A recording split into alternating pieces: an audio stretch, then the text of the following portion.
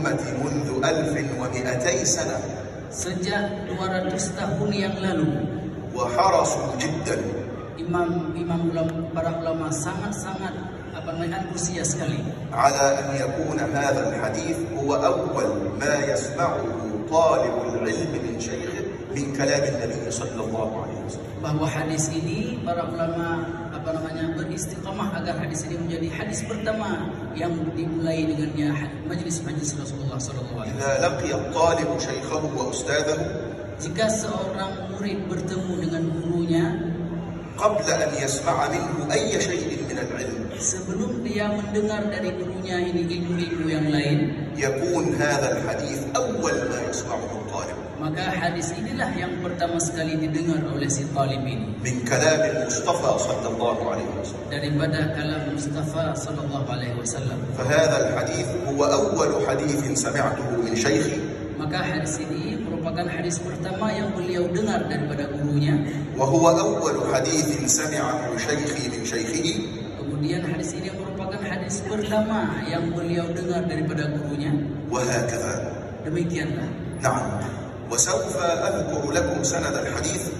Dan Syekh insyaAllah akan menyebutkan sanad daripada hadis ini تبركا بذكر أسماء العلماء والرواة, untuk sebagai berkat dengan menyebutkan nama-nama ulama dan nama-nama perawi. ابتداء من شيخي الذي سمعت منه, Dimulai dari Syekh beliau, di mana beliau mendengarkan hadis ini daripadanya, إلى الصحابي الجليل سيدنا عبد الله بن عمر بن العاص, sampai kepada sahabat Rasulullah sallallahu alaihi wasallam Muhammad bin Abdullah bin As. عبد الله بن عمر بن العاص, بسماعه لهذا الحديث من لسان النبي صلى الله عليه وسلم, dengan yang dia dengar daripada Rasulullah sallallahu alaihi wasallam. ربما يكون هناك صعوبة في ترجمة إسناد الحديث وأسماء العلماء. Mungkin ada sedikit kesulitan kita dalam menerjemahkan nama-nama perawi dan nama-nama ulama. ولذلك أنا أذكره لكم دون ترجمة. Maka beliau akan menyebutkan sanad hadis ini tanpa harus diterjemahkan. ويظل مسجلا عندكم في تسجيل هذا المجلس. Maka tentu ada yang merekam nantinya.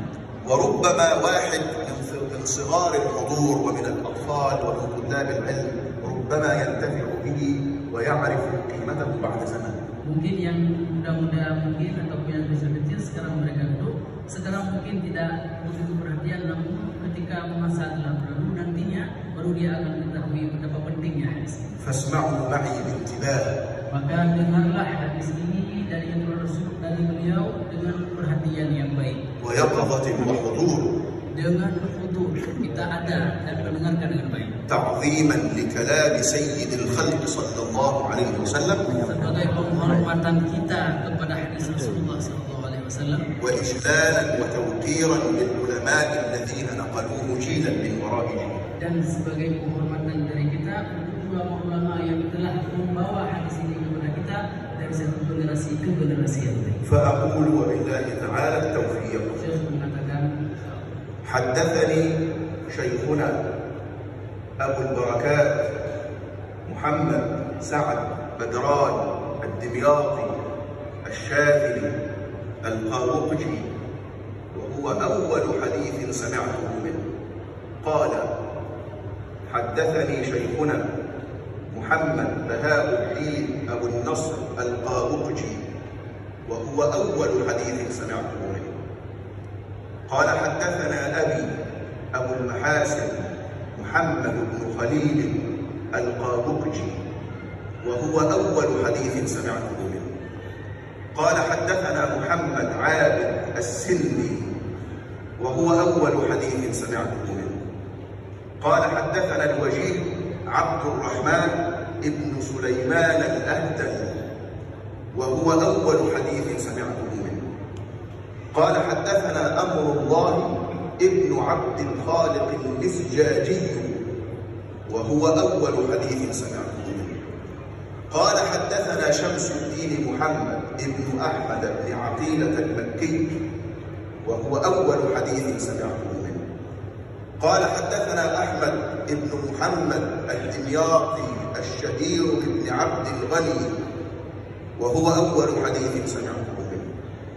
قال: حدثنا أبو الخير عمر بن عموس الرشيدي، وهو أول حديث سمعته منه. قال حدثنا شيخ الإسلام زكريا الأنصاري وهو أول حديث سمعته منه. قال حدثنا شيخ الإسلام شهاب الدين الحافظ بن حجر العسقلاني وهو أول حديث سمعته منه. قال حدثنا الحافظ زين الدين أبو الفضل عبد الرحيم ابن الحسين العراقي وهو أول حديث سمعته منه. قال حدثنا صدر الدين محمد ابن إبراهيم الميموني وهو أول حديث سمعته منه. قال حدثنا أبو الفرج عبد اللطيف ابن عبد المنعم الحراني وهو أول حديث سمعته منه. قال حدثنا أبو الفرج عبد الرحمن بن الجوزي وهو أول حديث سمعته منه. قال حدثنا إسماعيل بن أبي صالح المؤذن وهو أول حديث سمعته منه. قال حدثنا أبي أحمد بن عبد الملك وهو أول حديث سمعته منه. قال حدثنا أبو طاهر الزيادي وهو أول حديث سمعته منه. قال حدثنا أبو حامد البزاز وهو أول حديث سمعته منه. قال حدثنا عبد الرحمن بن بشر بن الحكم وهو أول حديث سمعته منه. قال حدثنا سفيان بن عيينة وهو أول حديث سمعته منه عن عمرو بن دينار عن أبي قابوس مولى عبد الله بن عمرو عن سيدنا عبد الله بن عمرو بن العاص رضي الله عنه أنه قال سمعت رسول الله صلى الله عليه وسلم يقول الراحمون يرحمهم الرحمن تبارك وتعالى ارحموا من في الأرض يرحمكم من في السماء. هذا الحديث النبوي الشريف الذي عرف بالحديث المسلسل الأولية. Jadi hadis yang baru yang terakhir beliau baca tadi itulah hadis yang disebut dengan al-hadis al-musalsal bil awwaliyah. وقبل أن نبدأ في قراءة كتاب الأربعين النووية sebelum kita mulai membaca kitab al-arba'in an-nawawiyah أستأذنكم جميعا أن نردد معا الحديث المسلسل الأولية.